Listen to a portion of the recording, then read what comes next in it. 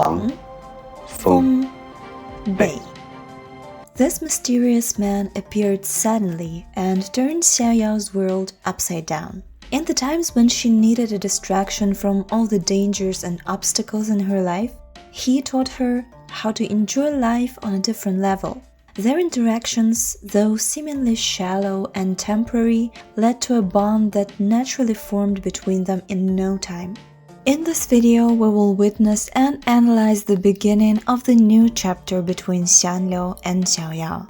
From Xiao's first encounter with Feng Bei to the moment they have become famous for their strolls together.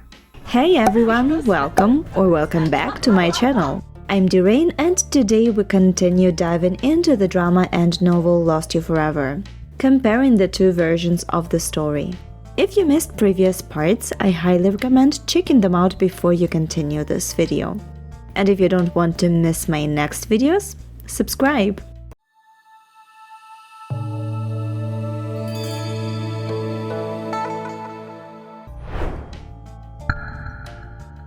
Tu Shanjin tries to persuade Fenglong to make Canquan his ally. Although the scene itself wasn't in the novel, we know that the events are canonical. Fenglong himself admits later in the story that he was skeptical at first and it was Tu Shanjin who influenced him enough to take this bet. The scene is important for multiple reasons. It shows us that Tu Shanjin tries to help Canquan, be it because of Xiao or because he has seen Canquan's potential, it doesn't matter, he still helps. We also see that Canquan's position is very weak at the moment and common sense dictates people not to ally with him. Fenglong also says that he isn't sure that Canquan can even protect himself.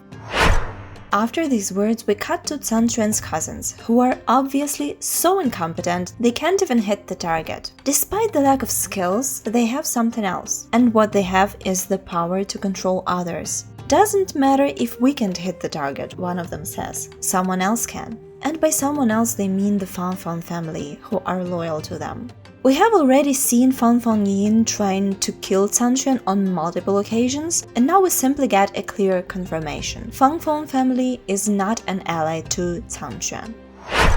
Canquan meets these two cousins later in the novel and accepts their invitation to a banquet. In the drama we don't see them talk, we only see Xiao scold Canquan for agreeing to go. Canquan reassures her that it will be okay and he tells her that he's going to fight back. There is no other way for him to survive here. Of course, Xiao wants to go with Canquan to make sure he is safe and protect him if necessary, so they go together. One of the guests at this banquet is Xiang, who happens to be from one of Haolin's tribes. In the novel, he is also the winner of this year's Little Zhuron's tournament. In the drama, it is mentioned that Xiang has once defeated a fighter from Chishui clan, but not a word about the tournament. In the novel, Xiao didn't want to meet Xiang, and that's why she went straight on a stroll in the garden and asked the cousins not to announce her identity to anyone. In the drama, though, she is surrounded by noble ladies who know her identity, like everybody else, and these ladies keep trying to have their usual small talk. Of course, Xiao can't talk about embroidery, jewelry, and playing musical instruments, because she was raised in a different environment. Feeling uncomfortable, she leaves the ladies be and goes out. As she enters the garden, she sees Feng Bei leisurely sitting under the blooming trees and drinking wine. It is the same man she has seen before, who looked a lot like Xiang. Xiao wants to clarify if he is indeed Xiang and comes closer. Then she squats down and asks without a second thought, "Xiang, what are you doing here?" The man smirks and replies that she mistook him for someone else. Not feeling any movement from the bug inside her body, Xiao still doesn't give up. And the man says that he has already had all sorts of wild thoughts about her reason to approach him. In the drama, he turns away from her and she keeps staring at him, which makes him say, "With you staring at me like this, I wish I was the one you mistook me for." In the novel, she looks into his eyes, and that's when he says these words. Xiao tries to feel the connection of their bugs, but there is no reaction from them. She still asks, "Are you really not him?"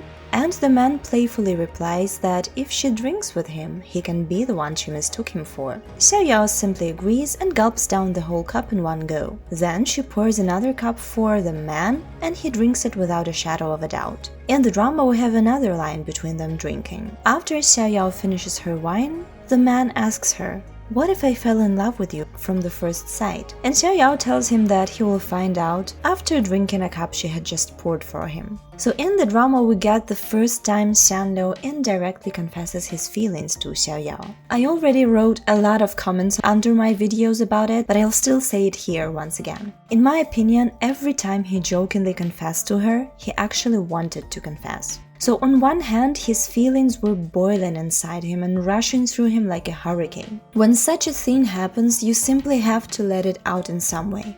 On the other hand, he couldn't just tell her, "Hi, I'm Xiao and I give you my heart because I love you more than anything in this world." No, it clearly wasn't an option for multiple reasons. The only thing he was left with was this seemingly unserious phrase, which nevertheless contained the truth between the lies. And telling her in such an unserious manner would let him observe her reaction to his words and understand if they mean something to her. Remember, he can feel her heart, which helps immensely if you want to know how someone feels about you. We don't know the extent of their connection because it's never fully explained, but we see time and time again that he can really feel her pain and her emotions. The lightweight flirty tone of the phrase let him a way out. He could always say he was joking and avoid being hurt. And no, I don't think he fell in love with her at first sight, it simply cannot be true. So that was definitely a lie in that phrase.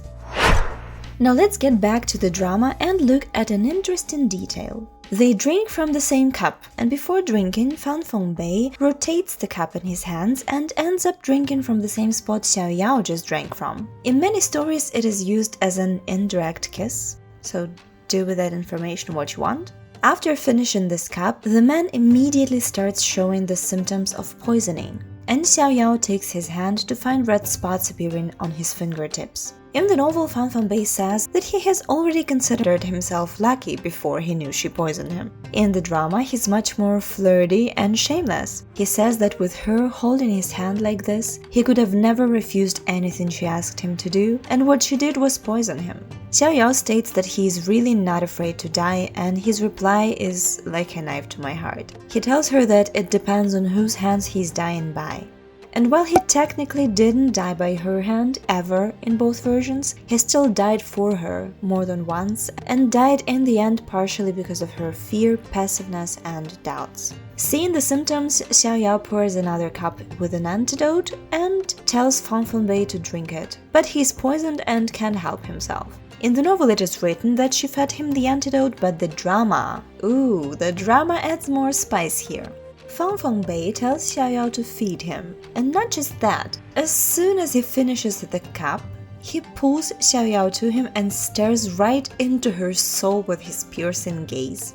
Like, oh my god, I would probably die on spot if someone gazed at me like that, especially if it would have been Tangenzi. I don't know how Yangzi survived that gaze and didn't lose her mind. Well, professionals, I guess. Xiao apologized that she mistook him for someone else, and he jokingly asked her if she poisons people every time she mistakes them for someone else. Xiao apologizes once again and wants to leave, but Fan Fengbei catches her hand and finally tells her his name. In the novel, he asks her if she's going to leave with only an apology. In the drama, he asks how can he let her go. After hearing the surname, Xiao is immediately startled, and when she realizes that the man in front of her is the brother of Fan Fengying, she smirks and says that the world is very small. The drama, Fan Fengbei doesn't agree and states that the world is so large because it took him too long to find Xiao. This phrase makes her even more sure that he cannot be Xianlu. She tells him exactly that and leaves in the drama. In the novel, he didn't say this phrase, she just left and we read about her having doubts. Rationally, she understood that Fan Fengbei was the son of a wealthy family, which made it near impossible for him to be Xianlu, but she felt a sense of familiarity from Fan Fengbei, and she couldn't explain it with rationality. Now let's pick this whole scene apart and analyze the differences and the way it was presented in both versions. In the novel, Fan Fengbei is of course playful and flamboyant, however, the drama makes the stakes higher. In the drama, this whole sequence is full of tension, of a very distinguishable sexual tension. Xianlu embodies this tension with almost every move, gesture and gaze. And it's of course great for us as the audience. Tang Jinzi is a very attractive man, and it is pleasing to the eye to see all those shameless gazes and gestures. Nevertheless, it doesn't feel right somehow. You see, the way he flirts with her is much more shameless in the drama, and this may create an illusion that he wants to seduce Xiao with all he can. And it just seems wrong, to me at least. Also, the moment where he pulls her to him once again may look like greatly romantic, but it may also be taken as Xiangliu's quote-unquote usual behavior in the drama, because he constantly pushes and pulls her around, throws her like a trash bag, etc. As I said in my previous video, Xiangliu was deeply hurt by Xiaoyao's words and they left a mark on him. After parting ways with her, he literally went to learn how to please a woman and then did all he could to make Xiaoyao experience all the great and interesting things in the world when he was Fanfeng Bei. If he would just continue doing the things he already did and remind you the exact same things which led to her being afraid of him, what was the point of the scene on the beach from episode 19? Xiangliu is not our usual tyrant with no empathy from start to finish of the story, but it may seem that way due to the scriptwriters and directors' choices. And also, all this flirting and pulling and all the phrases once again are focused on him and not on her. She only thinks that the bug doesn't react in the beginning of the scene and then tells Fanfeng Bei that he isn't the one she thought he was. In the novel, she starts thinking about his identity, and she thinks to herself that she feels familiarity, etc. The usual drama pattern. We hide what Xiaoyao really thinks and we multiply anything that Xiangliu says and does that concerns his feelings. The same evening, Xiaoyao was waiting for Changquan near the carriage. Changquan was chatting with Xiang, and Xiaoyao didn't feel alerted. In the novel, she thinks that if it was Fanfeng Bei beside Changquan, she wouldn't feel at ease. But Xiang was safe. At the same time, she spotted Fanfeng Bei at the end of the street, riding a winged horse. A sudden feeling of danger surged in Xiaoyao, but it wasn't coming from Fanfeng Bei. She turns to Changquan to see Xiang attack him.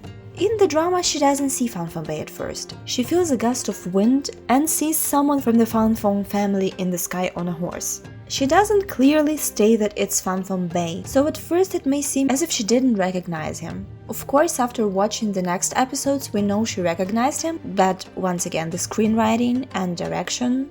Xiang fails to kill Changquan, but the danger is not over yet. Fanfeng Bei waits in the darkness to strike and kill. Xiaoyao in the novel doesn't see Fanfeng Bei anymore, but she feels he is still there. So she rushes to Changquan, shields him with her body and tells him not to move. What we get in the drama is much more, well, dramatic. Changquan also spots a member of the Fanfeng family in the sky, and though he doesn't know exactly who that person is, he knows they are dangerous and tries to save Xiaoyao, and Xiaoyao tries to save him. So they have this back and forth about who sacrifices themselves to save the other one, scene which Fanfeng Bei simply smiles bitterly and decides not to shoot the arrow. He disappears into the darkness and the night is saved. Afterwards, we see that the one who didn't let Xiang kill Changquan was Xian. In both versions, they mention a duel that happened between them, and this is the exact same final match at Little Zhu Rong's tournament where Jin watched Xiaoyao talk to Russo, if you remember. Xian was sent to assist Changquan by Fanlong. However, the drama presents this as a decision that Fanlong didn't make himself, but with the help of Tu Shanjin. Personally, I don't remember any place in the novel where it is mentioned like that, but if there is, let me know in the comments. And of course, we see more of Tu Shanjin's wits as he continues to persuade the reluctant Fanlong to support Changquan. Fanlong outright states that he doesn't want his clan to be connected to Changquan, because he won't be able to compete with the 5th and 7th uncles, but Jin still persists. Right after that, the drama shows us a couple of scenes that happened earlier in the novel. The Yellow Emperor giving Changquan control over the Zhaoyong Peak happened even before they went to the banquet. Xiaoyao and Changquan bowing to their fallen ancestors happened right after they arrived in Xiyan. If you remember, in her letter to the Yellow Emperor, Xiaoyao mentioned her paying respects to her mother as a reason to come visit. These are small timeline shifts, but I want to mention them because it is important to understand. The drama doesn't stick to the original time span and sequence of events. A little bit more about the timeline. Xiao wrote her letter at the beginning of spring. In summer, Canquan was appointed as a minister in the Yellow Emperor's court. We see that happen in the drama and we see the uncles are displeased by it, but there is no real mention of time passing. Also, after Canquan moves to his new manor in Xian town, Xiao says, "I am where you are," meaning that she will also stay with him. In the novel, she stayed at the Zhaoyong Peak and only visited Canquan, though pretty often. Jing promised Xiao to send her green plum wine as a token of his feelings, but in reality, he had only done it once. As summer arrived, Xiao had a single bottle left. After some missing and thinking about Jing, she decided that she is tired of waiting, and in the novel she gulped the last bottle down in one go. In the drama she didn't even drink it herself, she gave the bottle to the maid. Also, in the drama she tells Canquan to get her a pharmacy, but the novel doesn't mention that it was Canquan who helped her build her new research lab for poison making. It is simply written that she came back to researching poisons, and not just that, she also wanted to make her new creations look beautiful. Moreover, she created the poisons in a way to reflect her feelings and emotions, her longing, her missing, etc. She even asked herself if Xianlu would think that she's a weirdo after seeing those strange poisons. Xiao would deliver the poisons every 3 to 4 months, and this time, after sending the next box, she ran into Fanfeng Bei. As playful as usual, he casually came to her and asked her if she was delivering goods. Xiao didn't answer, but it didn't seem to bother him too much. He simply asked if she still remembers him. In the drama, Xiao replies that after escaping from his arrow, she surely memorized him. But Fanfeng Bei jokingly asks why would he even want to shoot an arrow at her, and tells her she must be mistaken. These last lines weren't in the novel. Xiao then tells Bei that he should stay away from her, because every time she sees him, she wants to poison him. He asks if she hates that friend of hers, and she replies that it's not about her friend, but about Bei. This was also different in the novel. In the novel, Bei asks if Xiao finds that her friend distasteful, and she thinks to herself that it's probably Xianlu who finds her distasteful. She doesn't answer though. She asks Bei why he is following her. In the drama, he literally follows her. She tries to leave, and he goes in the same direction, clearly showing her that he will accompany her on the way. Bei explains that he is bored during the day, and Xiao directly asks what exactly he is doing in Xian town at night. Completely unfazed, he bluntly states that all of his activities happen at night, so his days tend to be really boring. In the novel, Xiao thinks that he's rather blatant, as he doesn't try to conceal his quote-unquote activities. In the drama, he finishes her sentence and says that he's shameless. And then he goes even further, telling her that if he isn't shameless, how could he pester such a lady as Xiao? He also annoyingly states that he will continue seeking her company even if she ignores him. She asks once again why did he want to meet her, and he straight away confesses feelings for her. For the second time in the drama, by the way. But the manner of his speech and the things Xiao has already heard about him convince her that it's no more than a game to win her over as his new trophy. So she asks if he really thought she would believe him. "If I thought you would believe, I never would have dared to say it," answers Fanfeng Bei, and it couldn't have been more true. In fact, this is a very important phrase, and it is the other reason why I firmly believe that Xianlu really needed to get this confession out of him, but wanted to do it in a safe way. He understood that this confession will not be taken seriously, so he could open up about his feelings and be sure he will not have to explain any further. In the novel, he's not half as flirty as in the drama. He doesn't follow her because she doesn't try to leave. They stay in one place as they talk. He also doesn't call himself shameless and doesn't say he wants to pester Xiao. And of course, he doesn't say anything about being in love. After he says he's bored, Xiao drops the phrase that she has heard about the Fanfeng family being good archers. Bei confirms it, and Xiao asks who is better between him and his sister. In the novel, he says that Yiying is better. Xiao continues the inquiry and asks how much better Yiying is. Bei just offers her to witness his skills firsthand instead of hearing about them, and she agrees. They go to his residence where he calls out for his winged horse, and then they ride to the nearby peak. Remember the drama? Bei was the one to start talking about his archery, and when Xiao mentions that she heard about the family's skills, he states that nobody can compare to him, which makes Xiao agree to his offer. I don't know why they changed it. It wouldn't make so much difference if he wasn't the best archer in the family, although I really doubt that Ying could really compare to Xiang, so maybe that's why Tonghua made her weaker than Bei in the drama. The first training sequence has some changes as well. In the drama, we see Bei shoot an arrow in the direction of the tree. Xiao asks him if he was aiming for the tree. As the arrow flies by it without an impact, Xiao's expression becomes triumphant. He failed to impress her. She wants to leave, but Bei extends his hand and catches the arriving arrow with a small yellow flower bud at the tip. He even playfully says that this flower is for the lady. Now he's got her attention. Xiao looks at the distance to the tree, then at the flower, and she gets it. If he really wanted to kill them that night, they would have been dead. In the novel, Bei asks Xiao where she wants him to shoot the arrow at. She tells him to shoot a flower bud from the tree, and after he shoots an arrow, Xiao doesn't want to leave. She simply states that it's not clear if he hit the bud or not. The arrow comes back without the flower. There's just a bit of yellow on the tip of the arrow, which clearly means that it hit the target. In the novel, Xiao also doesn't think about the assassination attempt and the fact that Bei could have killed them if he wanted. Then in both versions, Xiao praises his skills and he offers to teach her. After a short exchange, she agrees, and the drama Bei leans in and says, "How can I say no to you?" which wasn't in the novel and is once again him being too flirty for my personal taste. In the novel, Xiao shoots a couple of arrows on her own first. In the drama, she shoots just one, and then Bei immediately comes to guide her. I feel like the novel Bei gave Xiao more freedom in this scene. He guides her to shoot an arrow and she succeeds. They shoot another one, she fails, and then she succeeds again. The reason behind her success is interesting in the novel. When she is this close to Bei, she feels the same way she does when being close to Xiang, a feeling that he is going to bite down on her neck at any moment. This sensation makes her mind go blank, and that's why she can turn off everything and just shoot.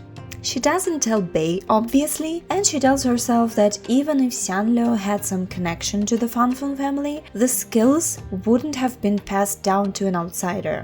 Then she wants to recreate the sensation without Bei behind her, but fails and cannot hit the target anymore, so Bei tells her to stop the practice so as not to carve the bad experience into her mind and body. In the drama, there is nothing about feeling like Xiang is about to bite Xiao. She just shoots one arrow, Bei comes to help her, she hits the target and is genuinely surprised. Bei tells that his sister has less spiritual power, but shoots only a bit worse than him. After they are done training, in the novel they get onto the winged horse and ride it down the mountain. While riding, Xiao asks how come Yin's archery is superior to her brother's. Bei replies that her technique is strong and thus she doesn't rely on power. He adds that a person with no power can easily shoot through enchantments with a good technique. His words reassure Xiao that the next time Canshuan and her are in danger, she will be able to do more than just shield him with her body. Bei seemingly doesn't notice that his words left an impression and asks once again if Xiao wants to learn from him. She once again agrees. In the novel, they part ways after this training, but in the drama, Bei invites Xiao to a dinner. They visit a place that seems to be the usual spot for Bei to treat his countless ladies. The owner of the place immediately uncovers the fact that Xiao wasn't the first one he took there, and she jokes about it. However, Bei just replies that although he knows where to eat and have fun in Xian town, everything he has learned before was just to please Xiao today. I mean, what he said is true, and it makes me feel things. Bei is very gallant and offers Xiao the softest part of the bread and the juiciest part of the meat, making her smirk bitterly, stare at him and say, "Now I'm certain you're not that person I know." Notice his expression here. I guess I'll go cry in a corner and then we can continue the video. Next thing we see in the drama is Chu Shanjing receiving a letter from his informants. They mention that Xiao got very close to Bei.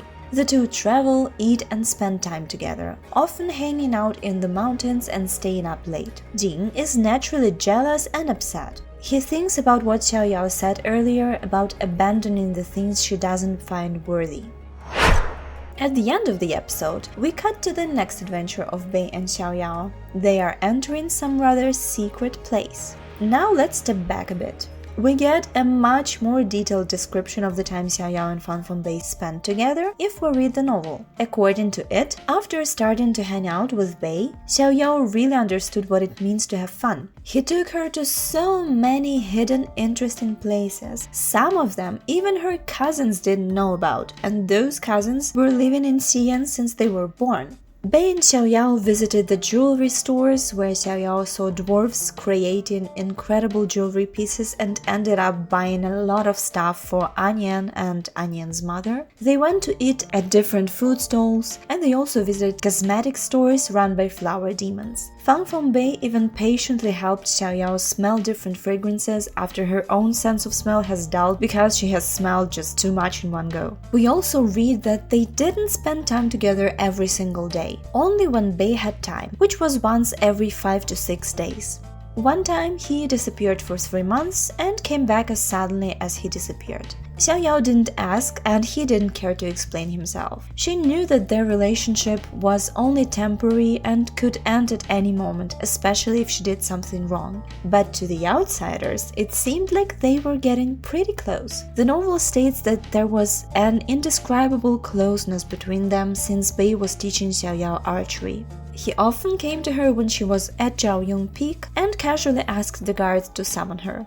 Even Sanquan teased her about it, saying that he just got her back and still wants his sister to himself for a couple of years. Xiao reassured him that as long as Fan Bei can shoot an arrow at Sanquan, she will never get too close to him.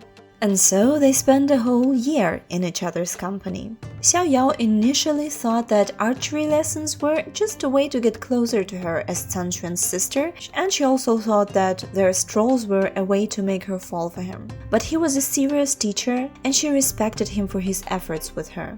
And as they were having fun together, it never seemed like he was doing all he could to seduce her. They were simply two people who didn't care about anything and wanted to experience as much as possible in this world. Xiao thought that Fan Bei was like a child who was lonely for too long and was tired and bored of playing by himself. Now that he has gotten himself a companion, he could show her everything he has experienced and experience even more new things in her company, which was much more interesting than doing it alone. And if we think about this, it is just very sad. Gradually, Xiao started treating their strolls and experiences with sincerity, not overthinking or trying to find some hidden meanings in everything, but simply enjoying it all. As long as Fan Bei wasn't trying to kill her brother, he wasn't the enemy. Though the drama includes Bei giving her the tastiest parts of the food, it is still not enough for me personally.